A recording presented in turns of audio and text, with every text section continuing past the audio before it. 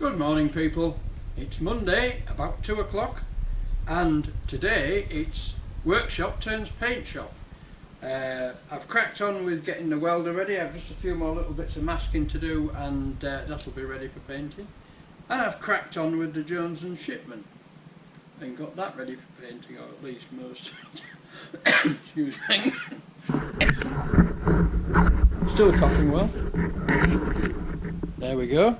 There's the Jones and Shipman all ready for a bit of primer. There's the welder with the cable off, just ready to mask round now.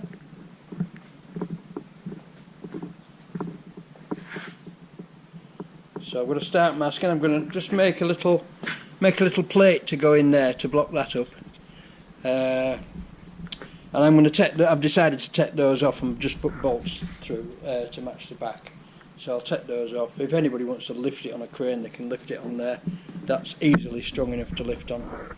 But other than that, what else have I done? I've stripped the two centres off the base, and they're at the moment soaking in my de-rusting solution, which is made out of windfall apples. So it's basically apple cider vinegar, but very strong apple cider vinegar, and it fetches rust off beautifully. So I've stripped that down, got all the parts there, and I've got a couple of bits hung up there. I've de-rusted everything, and now, because it's 2 o'clock and I haven't stopped since I got here at about 9:30, 10 o'clock, I'm going to have a cup of tea and something to eat. So there you go. I'll catch you a bit later. Bye now. Hello boys and girls, or as they used to say in these parts, "Wanu then, what's the dean?" I've come to a hiatus because I've discovered that all my masking paper is damp and I can't use it, so I'm going to have to fetch some fresh newspaper from home. But it's 4:30. I've got that masked up. I've edged that out with masking. I've cleaned that all out. That's ready for masking. I've masked I've taken the cable off and masked the two outlets on the back. I've cleaned all the bits up I need to clean up. I've taken the side panels off and put the bolts in there instead of the loops, which I don't like because you walk past the things and you bloody hit yourself on them. So I'm not going to get it painted today, but I am going to get it painted first thing tomorrow. So we'll call that it for Monday. I do like the look of that Jones and Shipman, and I'll catch you tomorrow. Bye now. Wanu me lads. Masking. How do you do it? I've heard people saying that I've awful trouble with masking. I'll show you how I do it. Some sheet newspaper. Lay it down. Put it 1/3 onto the paper and 2/3 tear it off, and then fit it. Now if you've got an awkward area like this front here to mask, probably best run some masking tape around the edge first. Just lay that back till it stops. And then just stick the tape to the tape, if it will stick. When you come to a corner, you just bend it round like that. You'll find that by doing that, you can very quickly mask something up. It's a technique that was taught to me by a guy who used to spray for me many years ago. A Geordie lad. Actually, he was from Sunderland, and he could mask a car up in about 30 minutes. Very clever. So then you go on, make another piece. Make up another piece. Another sheet of newspaper. get your masking tape. Use good quality masking tape. There's a lot of masking tape available now in rolls that aren't branded, and it's rubbish. It's alright if you use it as soon as you get it, but if it's stood on a shelf any amount of time, it just sticks to itself and becomes impossible to use. So use good quality masking tape. And there you go. That's how you go on. You produce a sheet of masking and then you stick it in place. I'm not going to leave that there because that's going to bend it. Right, I'll get back to you when I'm ready to paint. The control over here. So folks, here we go. Everything is nicely in primer. It's taken me a bit longer than I expected because I'm using a 2-pack acrylic, and once you've mixed it with hardener, you've got to use it all up. Otherwise it sets like jelly in the gun and wrecks your spray gun. So I just kept waiting a few minutes and then banging another coat on, and wait a few minutes and bang another coat on. But as you can see, everything is nicely coated up now. And what this needs is a few hours to harden. Then, because I'm putting a hammered finish on top of it, I won't be wet flatting it. I'll just denib it, and that is give it a dry sand with some fine paper, just to take the tops off. And then I shall just let it have it. Stand back and let it have it. So there we go, all in primer and looking very nice. Okay. Back on there. And highly tight, but there you go. Now look at that, people. You see that strange pattern in the de-rusting solution? That is a centre from the Jones and Shipman centres set. But that centre is about 5 inches under that liquid, right down at the bottom. That's the bubbles rising from it as the rust is dissolved, right? And there's the other one. Can you see that? Don't know if you can quite catch that one. It's not as clear, but look at that. Incredible.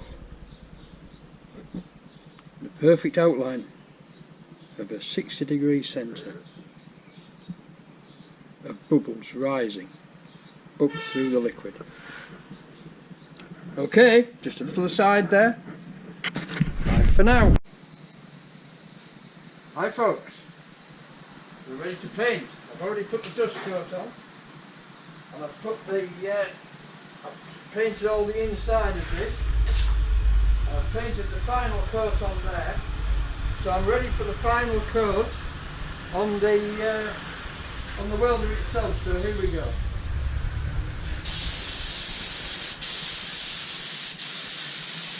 One coat, wet on dry. You put on the dirt coat, wait 20 minutes.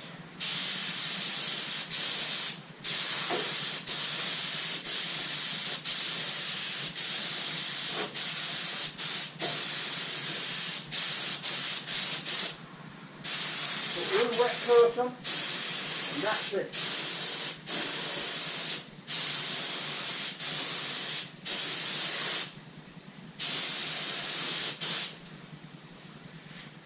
The gun I'm using is an AID Model 2, which I bought in the 70s.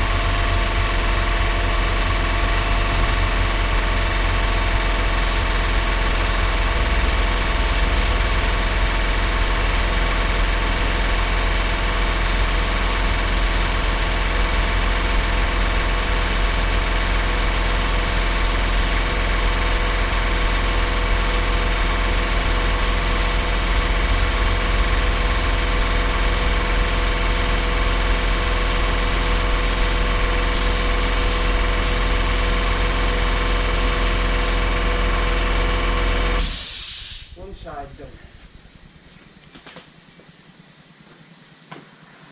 Second side.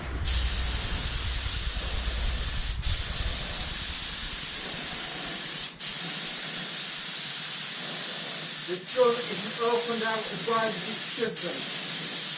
I don't know what's wrong with it. I can go with it at the moment.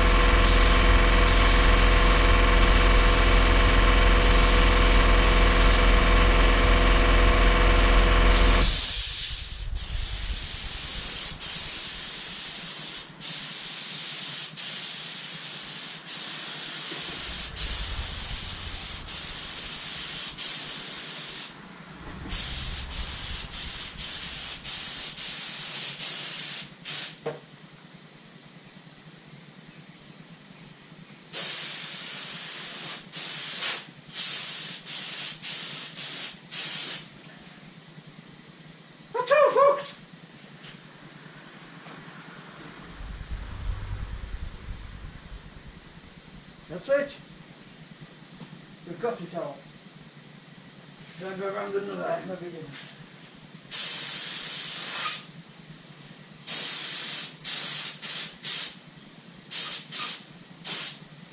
And now we leave it alone. We put the rest of the paint back in the can. Job done. And there she is, folks, with her badges back on. A little bit of work to do on the front panel just to fill that hole in, and I think possibly some silk black spray, which I might have to get some in.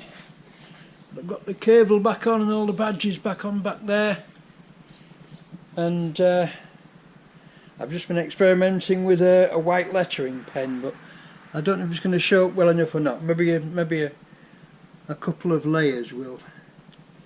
That's a white lettering pen which you can buy in most hardware stores and general bits and pieces shops. It's for repairing the tops of melamine furniture, but all these bits are dry now, although I won't be rebuilding that till tomorrow. I've cleaned my handles up and blued them, cleaned all the rest of the bits up, polished everything up, so that's ready to go back together. But as I said, they've come out quite well actually. They're a bit, well, they're not very pitted, they're a bit pitted, and I was wondering about putting them in the lathe and spinning them up and doing them with emery tape, but I don't really think it's worth the hassle. They'll be alright, they won't rust anymore now. They've been heated up and dipped in vegetable oil. Heated up till they're blued and then dipped in vegetable oil. The centres have cleaned up lovely, everything else is ready to go back together. So there you go. Oops, oh, we've got a bit of stick in there. Yeah, I'll have to deal with that at the back, a bit of sticking. It's alright at the front. Right chaps, this is it, and it's only Tuesday.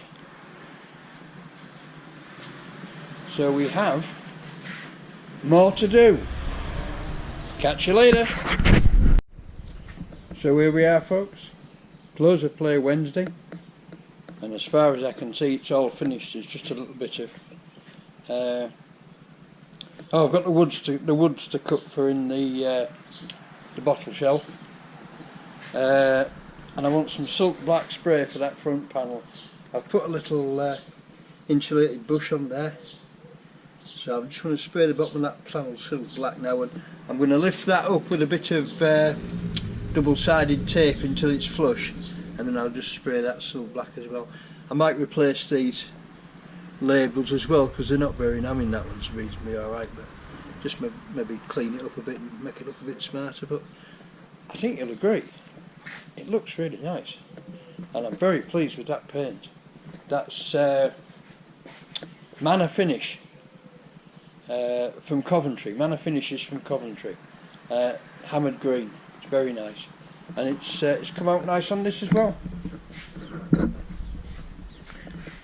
don't know if that white stuff's going to be dense enough. I might give it another shake up tomorrow and try it again, tip it on its back and very carefully go over those letters, but they need bringing out to give it a bit of contrast. But I think you'll agree that that's come up very nice as well, although some bloody Philistine has been doing something on here, I don't know what. It looks like some sort of bloody punching, believe it or not. Now I've been over this with a diamond polishing, what do you call them, diamond grinding plate, which is very fine, which takes virtually no metal off, but it does highlight any high spots. Well, it's taken all that off, and it's to be honest, it's going to be perfect anyway. It's just cosmetic. It's taken all the nasty high spots off. It's just cosmetic. But what sort of bloody idiot uses that as a punch bed, you know? An anvil, cretins. There's a lot of them about though. Right, that's it, folks. Wednesday night, and the welder is all good. Bye for now.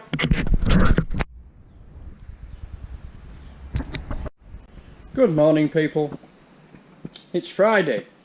Thursday was cancelled due to me spending most of the day sitting in the car park at Hull Road Infirmary while the wife went in for a chest x-ray and an asthma test and all sorts of various tests, but not noticeably a COVID-19 test, which was a possible cause of her problem, which was general wheeziness and loss of peak flow, concerned with her asthma. But she checked out all right, and having spent I didn't get back from Hull till 4 o'clock, so the day was done.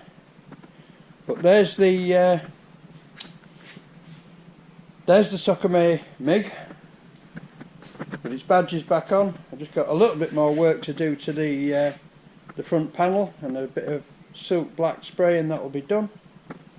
And here is the Jones and Shipman being put back together. So there you go. So when I've got this back together and working, I'm about to just scrape the paint off there, which I should have masked. I shall know again. But when I get this back together and working, I'll bring you back and show you it. And we'll put the test bar for the lathe in between the centres, and we'll stick a clock gauge on it and see how good it really is. Okay, bring you back later. Right, people, it's Friday afternoon, just gone 3 o'clock. I've finished rebuilding the Jones and Shipman. I still have to do the lettering, but I might get that done before 5. But I've set the test bar up between the centres, and I'm very pleased to report that it is well within 0.2 of a thou. In fact, these gauges are 0.5 per mark, per increment, and they, as you can see, I don't know if you can see actually, you maybe can see, but there's barely a flutter on either of them.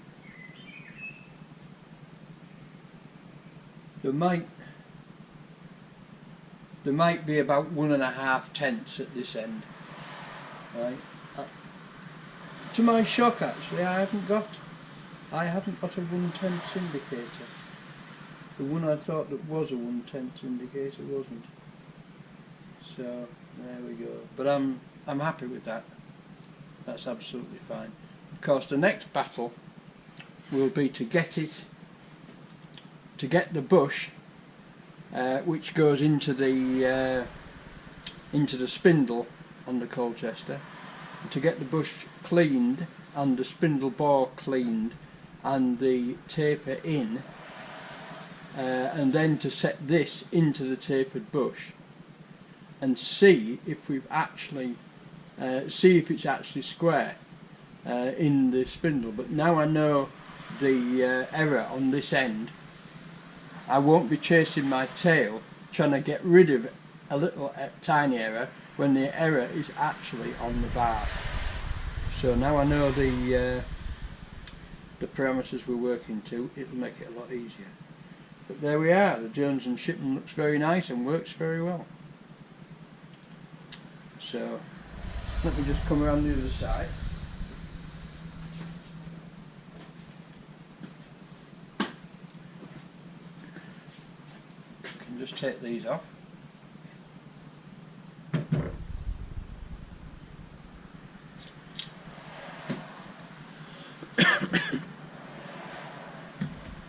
See, here we have the lever that pulls the centres back and releases the spring loaded, pulls the centre back like that and grips it. And what I thought I might do here, I found a piece of 1/2 inch bar, but what I thought I might do here was to use this is this clamp here. Can you see that? Yes. Can you see that? Yes, you can see that. This clamp here isn't part of the original setup. It's been fitted for a particular use, and it's a 1/2 inch bore, and it clamps, so I can easily clamp the rod like that. But I was thinking I could make some sort of dial gauge fitting for that. But what I really need is a little clamp there, because that's in the wrong. That slot is in the wrong orientation to fit the back of a dial gauge. So, excuse me, I'm still coughing. What I thought I might be able to do is to make some sort of bracket that goes onto there that would track a dial gauge up and down. But this is just a temporary fit to see if it would work, and I think it would. But this one is, yes, that one as well is 0.01 millimetre or 5/10 per increment. So there you go. And I thought that one was actually 1/10, but there you go. Never mind. Okay, so there we go. So the RDG Morse taper test bar is well within its claimed accuracy. So before I do any damage to it now, I'm going to take it out and put it back in its box. There we go. Put it back in its nice oily polythene bag. And put it back in its box.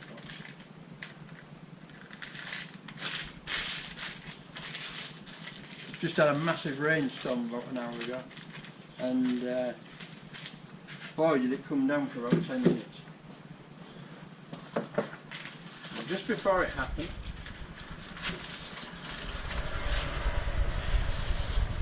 my very good friends from across the road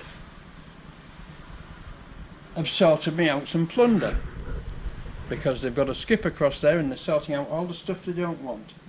And so I have a huge heap of plunder,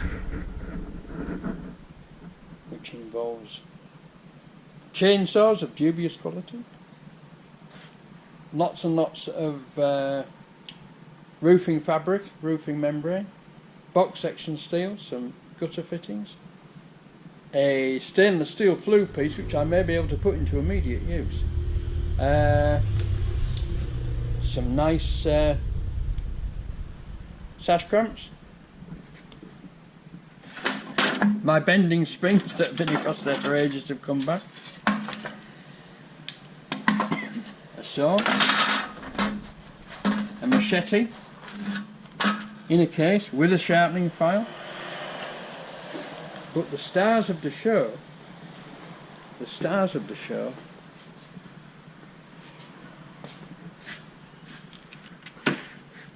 pop rivet gun, which I've already got, riv nut setting tool,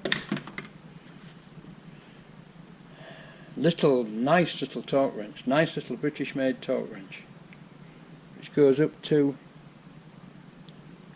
pound inches. It goes up from 5 to 120 pound inches. A stop tap key, useful thing. And I think that's about it.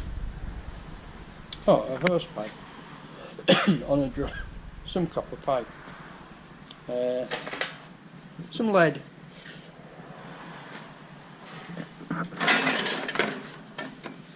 Yes, I think that's about it. A cast iron trivet, some slates which will go straight to my brother because he's got that size slates in his building. Aluminium tube, steel tube, some scaffold boards, petrol can, chainsaw oil, all sorts of useful stuff. One man's junk is another man's clutter, but I shall sort it all out and route it various ways to get rid of what I don't want to use myself. Okay folks, well, I'm going to have a cup of tea and then I might just set to and see if I can put some lettering on the Jones and Shipman and just leave you with that for Friday.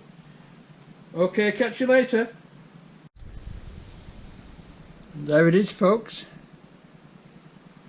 I'll probably give it another coat, but that works really well. And what it is one of these, right, which is bought at a hardware store, and it's a furniture touch-up pen with white paint in it, right?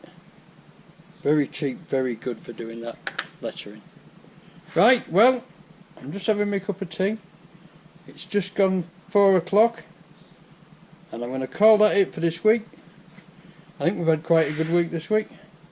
There's a little bit of touching up to do under there, isn't there? There's a bit of paint missing there. Never mind, easy stuff to touch up. Right folks, catch you later. There's the welder under a dust sheet. There's my cup of tea. Bye for now.